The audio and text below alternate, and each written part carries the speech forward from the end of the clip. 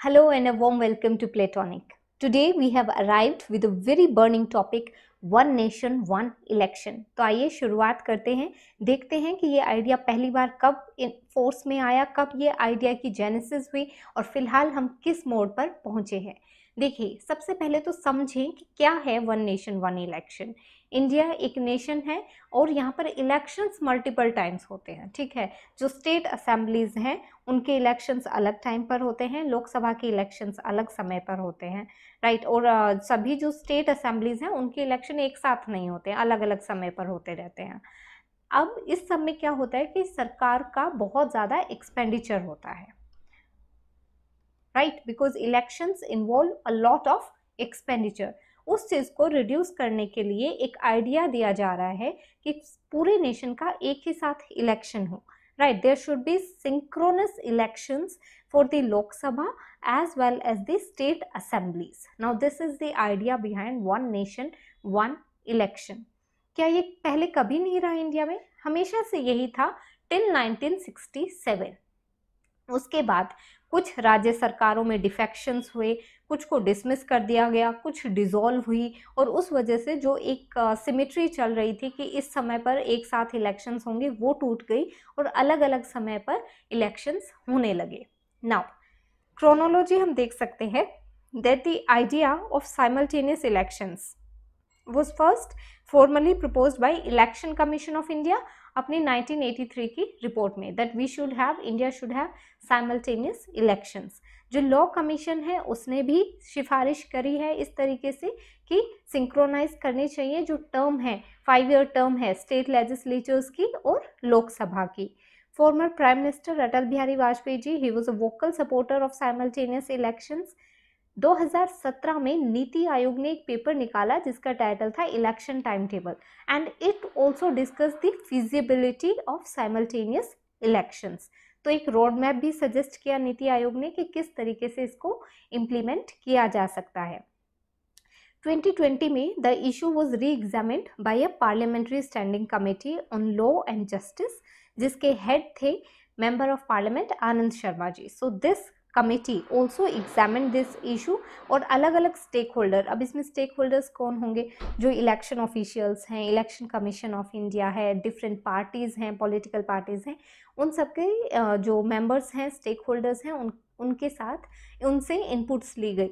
Now most recently the center has constituted a committee under chairmanship of former president Ramnath Kovind ji. Now he is heading this committee which is looking into the matter of one nation one election, right? and अभी ये चीज़ें बहुत जोर पकड़े हुए हैं कि जो अभी सेशन बुलाया है सरकार ने, it is with the intention of discussing one nation one election।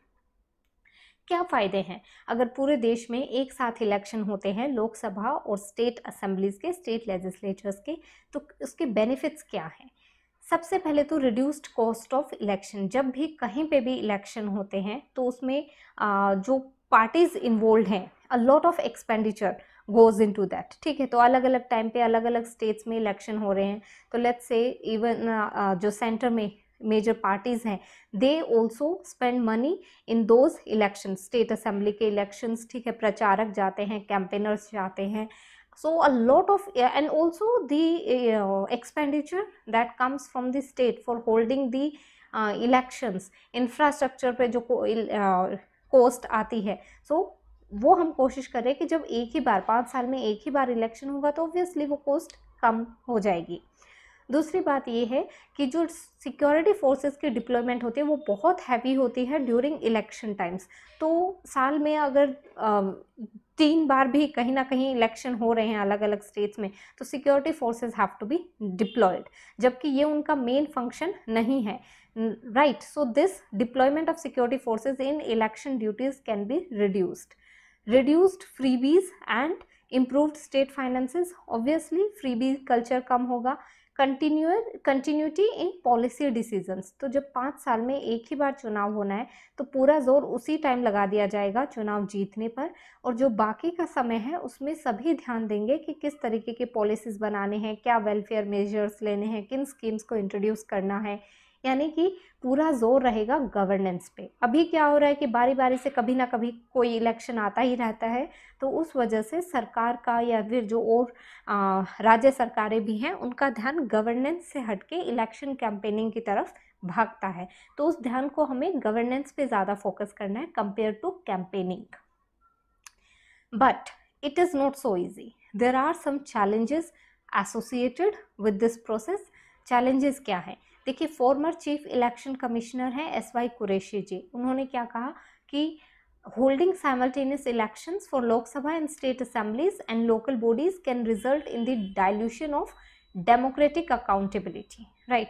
तो वो जो जब बार बार से इलेक्शन होते रहते हैं, मालूम है कि नेक्स्ट 4-5 मंथ्स फिर से कोई इलेक्शन आ जाएगा, फिर से किसी राज्य में इलेक्शंस हो रहे होंगे, तो गवर्नमेंट्स आर ऑलवेज अलर्ट, ठीक है, alert and accountable for whatever policy decisions they are taking. क्योंकि जब भी इलेक्शंस होते हैं तो गवर्नमेंट की स्कीम्स पर, उसकी पॉलिसी डिसीजंस पे बहुत खुलकर डिबेट्स होती हैं, एक दूसरे पर एलिगेशंस लगाए जाते हैं, स्क्रूटनी होती है, क्रिटिसिज्म होती है ऑफ द स्कीम्स। तो उस वजह से सरकारें अकाउंटेबल रहती हैं हमेशा, they are alert, they are on their toes कि कभी भी कोई भी बात किसी भी इलेक्शन में हमारे विनिंग प्रोस्पेक्ट्स को कम कर सकती है, राइट। बट जब उन्हें श्योर हो जाएगा नेक्स्ट 5 ईयर्स कोई इलेक्शन नहीं हो रहे हैं, इलेक्शन अब 5 ईयर्स के बाद ही होंगे, so 5 years whatever we want we can do, ऐसी चीज़ आ जाएगी। तो जो डेमोक्रेटिक अकाउंटेबिलिटी है कहीं ना कहीं वो डाइल्यूट हो सकती है। This is what former chief election commissioner SY Qureshi ji said.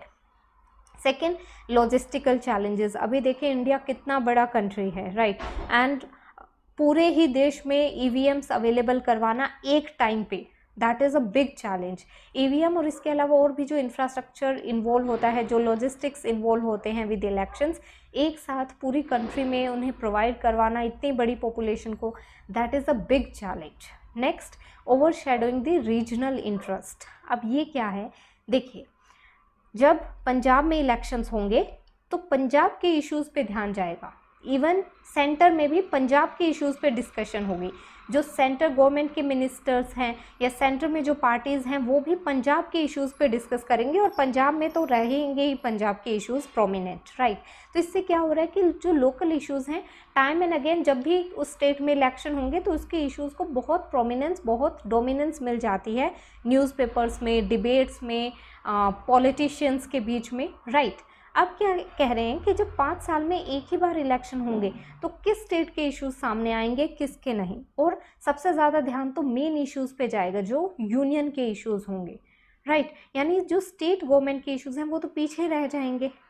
तो जो रीजनल इंटरेस्ट हैं वो ओवरशैडो हो सकते हैं because of one nation one election process.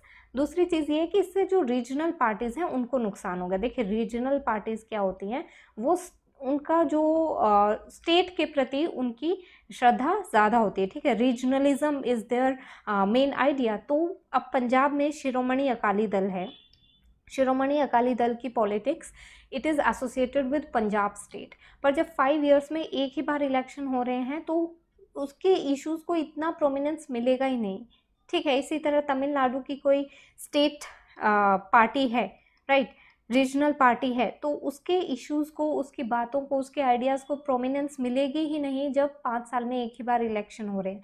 But अगर सिर्फ तमिलनाडु में इलेक्शंस हो रहे हैं तो हाँ, पूरा अटेंशन वहाँ चला जाएगा।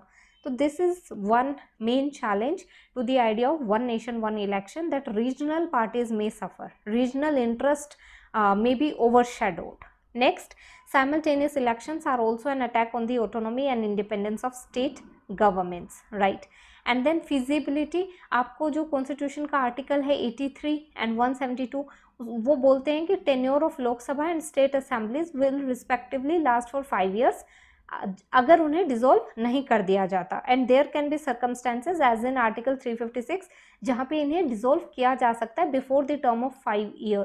अब इस केस में क्या करेंगे, इसका हमारे पास अभी जवाब नहीं है। अगर आप पूरे कंट्री में एक ही बार इलेक्शंस कंडक्ट करवा रहे हैं तो बीच में चलते चलते मान लीजिए कि कोई स्टेट गवर्नमेंट डिसॉल्व होगी, ठीक है, 356 प्रेसिडेंट रूल लग गया, अब उसका आप क्या करेंगे, क्या आप वेट करेंगे कि वहां पर कोई सरकार ना रहे और अगले 5 साल बाद ही जब पूरे देश में इलेक्शंस हो तभी वहीं पे इलेक्शंस हो, या क्या किस तरीके से उधर आगे बढ़ा जाएगा, उस सिचुएशन का कैसे सॉल्व किया जाएगा उस सिचुएशन को, this remains a challenge. Also, see, we don't have very literate population, so educating people about this new process is all the more a big challenge. Every person has to be educated, right? We have universal adult franchise, so every voter has to be educated कि जब आप vote कर रहे हैं तो आपका vote किसके लिए जाएगा, आपकी स्टेट की गवर्नमेंट के लिए जाएगा या सेंटर में जो गवर्नमेंट फॉर्म होगी उसके लिए जाएगा. उनको एजुकेट करना is a challenge in itself. So we have seen the benefits which one nation, one election brings. We have seen the challenges. Now let us look at the way forward. होना क्या चाहिए? See, we have to establish a legal framework पहले to deal with situations such as, जैसे अभी हमने बात करी कि no confidence motion अगर आ गया, premature dissolve होगी कोई assembly, hung parliaments आ गई, तो उस situation में आप क्या करोगे? उसके लिए एक legal framework होना चाहिए. हमारे पास एक set rules होने चाहिए कि ऐसे situation में ये किया जाएगा. ऐसा भी ये एक सजेशन दी जा सकती है कि आप 5 years की जगह every 2 years you can it can be held twice in a year, so that if the assembly of any state is dissolved prematurely तो re-elections हो सकें उस state में, right? So this is one solution that is given, but it is important to note that the implementation of one nation one election would require, इससे obviously constitutional amendment लाना पड़ेगा, legal changes होंगे, political consensus generate करना पड़ेगा, और ये सारा जो प्रोसेस है ये बहुत कॉम्प्लेक्स भी है और लेंदी प्रोसेस भी है. इस कंसेप्ट के आपको सपोर्टर्स भी मिल जाएंगे और वो लोग भी मिल जाएंगे जो ऑपोजिशन में है. इसकी feasibility and desirability remains a matter of political discussion and debate. Building consensus among all political parties and as well as states is important on the need and feasibility of simultaneous elections. So this could be done through dialogue, consultation and deliberation among various stakeholders, right? So this is the way forward that we can say as of now. But latest क्या हो रहा है अभी, that there are news that the session which has been called will discuss about one nation one election, and the committee under former president Ramnath Kovind ji has also been constituted to look into this matter. So with this we have covered the whole topic in a very comprehensive manner. If there is any topic that you want Platonic to make video on, please let us know in the comment section, and you can follow us on Telegram. The link is given in the description. Thank you. Keep following Platonic.